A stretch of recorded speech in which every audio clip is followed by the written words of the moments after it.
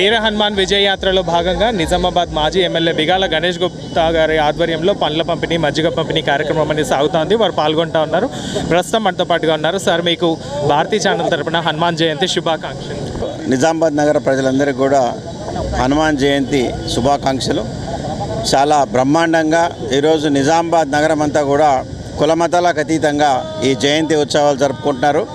దాదాపు ప్రతి ఆంజనేయ స్వామి గుడిలో కానీ రామాలయంలో కానీ అన్నదాన కార్యక్రమాలు కూడా కొనసాగుతూ ఉన్నాయి.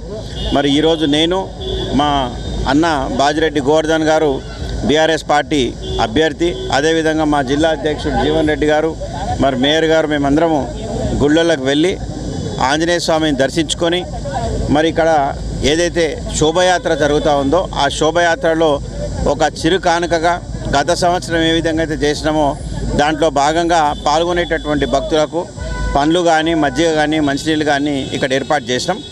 మరి వారందరూ కూడా శుభాకాంక్షలు తెలియజేస్తూ ప్రశాంతంగా ఈ ర్యాలీ జరగాలని చెప్పేసి మనస్ఫూర్తిగా నేను కోరుకుంటున్నాను.